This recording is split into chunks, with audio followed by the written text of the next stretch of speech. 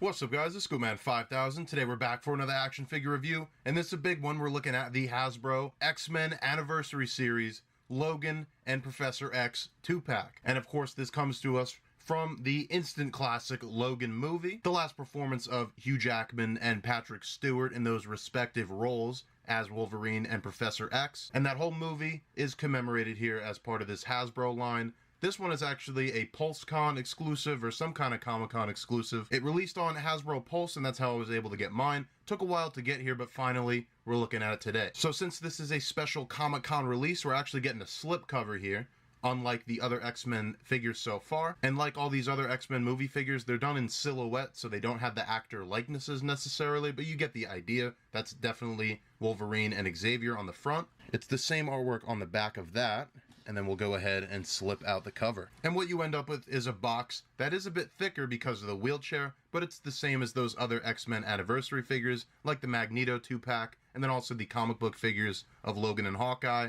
and the Storm and Thunderbird set. This one's done in the X-Men movie set colors, the light blue. You see everything you're going to get with a nice window. It says Marvel's Logan and Charles Xavier specifically. On each side you're getting some artwork of the characters, and bringing it to the back you could see that same artwork, like I said, done in silhouette. But that is going to cover it for packaging, so let's get to it and bust open the Logan 2-pack. And here's Xavier out of the packaging, and he doesn't really have anything in terms of accessories other than the obvious being his wheelchair. So I'll have a picture, you can get a better look at his wheelchair. But if you actually go ahead and bring in the Days of Future Past or Apocalypse version of him from that Magneto 2-pack, you could see that within the 50-year time span of like these two versions of Xavier, he didn't change his wheelchair. It's the exact same one. I don't really recall if the colors are accurate for both of these or anything like that. Like I said, they're the exact same wheelchair, and I can almost guarantee they weren't the same in X-Men Apocalypse and in Logan. But it doesn't really bother me. It's a wheelchair. It gets the idea across. Charles is in a wheelchair. That's all you need.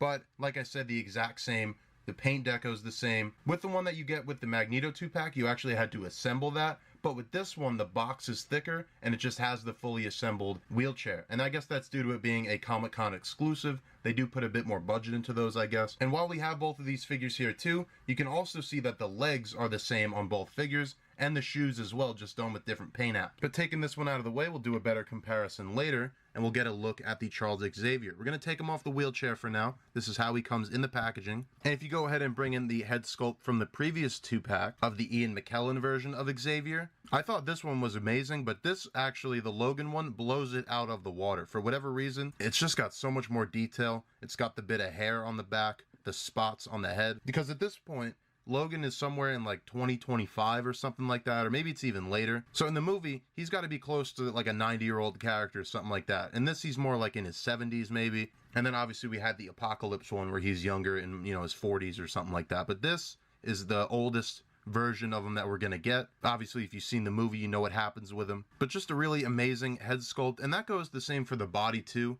This jacket is right out of the movie. It's got to be brand new sculpt because I don't recognize it. And it does capture that look from the movie perfectly. And really, you don't get an old man figure a lot, especially in a Marvel Legends line.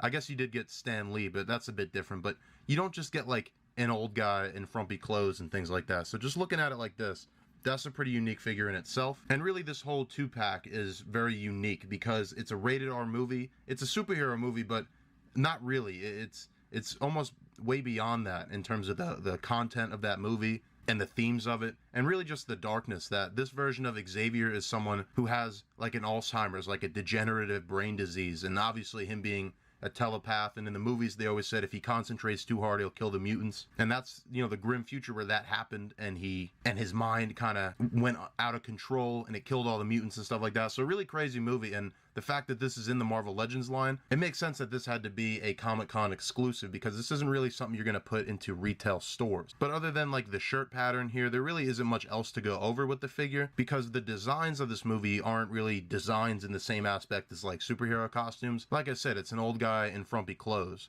that sits in a wheelchair, but perfect, accurate representation of the movie. To go over articulation, which you're really not going to be making much use of, the head actually is on a hinge and a ball joint. So he's going to look up and look down. He's going to tilt a little bit. He does have an ab crunch, but the shirt here is a rubber overlay.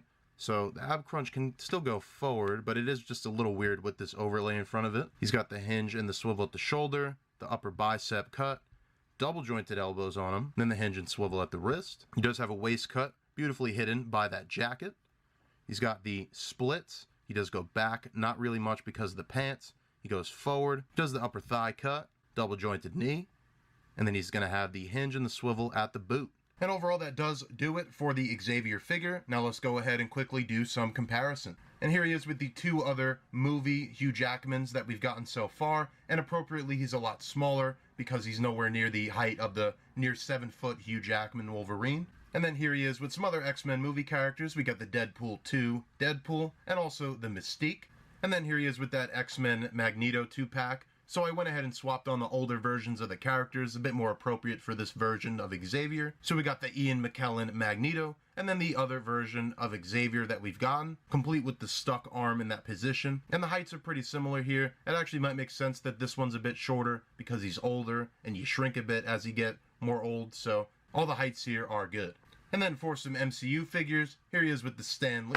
And then for some MCU figures, here he is with the Stan Lee, who he's sharing some parts with. And then also the Endgame Captain America, who is definitely a way too short figure. And overall, that's going to do it for your look at the Xavier. And now we'll go ahead and look at the main event, and let's look at Logan.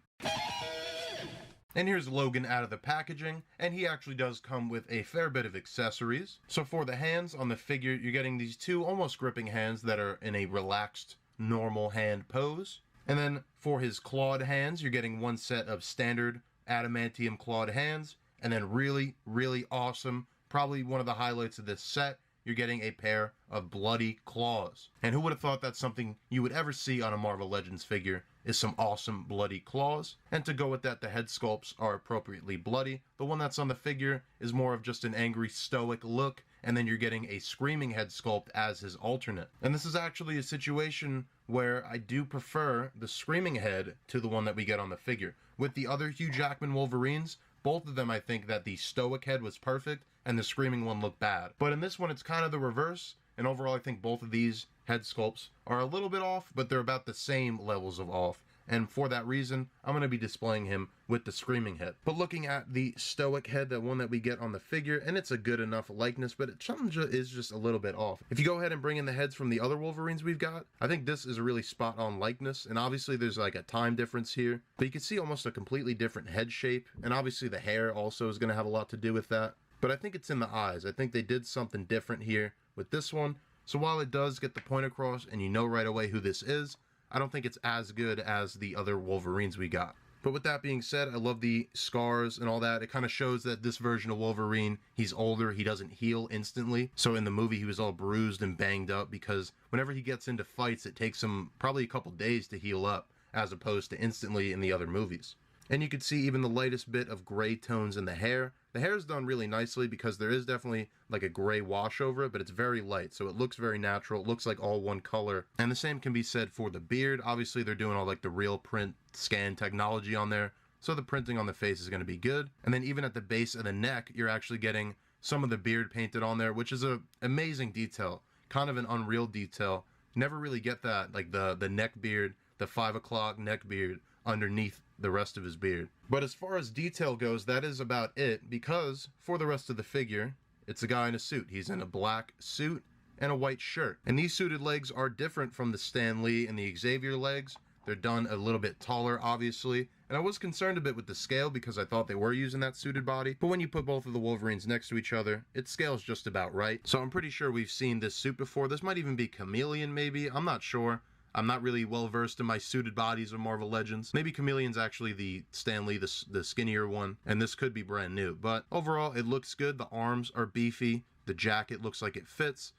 Maybe it would have been cool if the jacket, maybe we got swappable arms and we could have got him with the white shirt. Because for a lot of the movie, he did just have the white shirt on, or even like the wife beater. I've even seen people go ahead and swap this head onto this body. So you can see what that looks like with the Logan head on this body, and it's not bad, especially you had to probably swap in the bloody claws here, not the bone claws. But to me, that's not perfect, and it's not really how he looked in the movie, so I won't be doing this, but it is options. All of these Wolverine heads are swappable.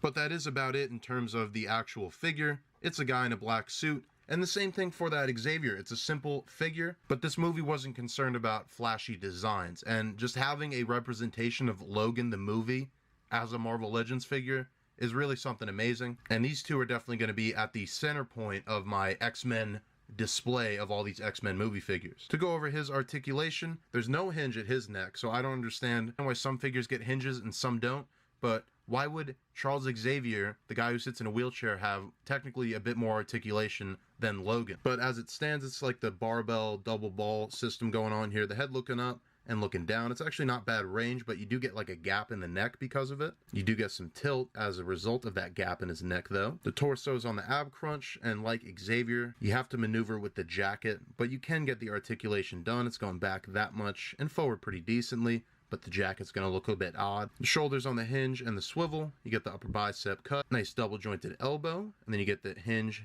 and the swivel at the wrist. You get the rotation. You get the rotation at the waist. You get the splits, upper thigh cut, double jointed knee, and then you're getting the hinge and the ankle rocker at the boot. And that does it for Logan. So now we'll go ahead and do some comparisons with him. So here he is with that same Magneto and Xavier 2-pack, and maybe he just looks a little bit short because of that suited body, but overall it still looks good. And then here he is with what would be distant memories of his past, being Deadpool and Mystique. And these look really great together, and obviously, and really awesome having this Deadpool and this Wolverine together, because that's the two representations of the rated R movies that are Marvel Legends. Really cool stuff. And I recently got myself a proper comic book Wolverine, so here that is with this figure, and then we'll also bring back the Endgame Captain America.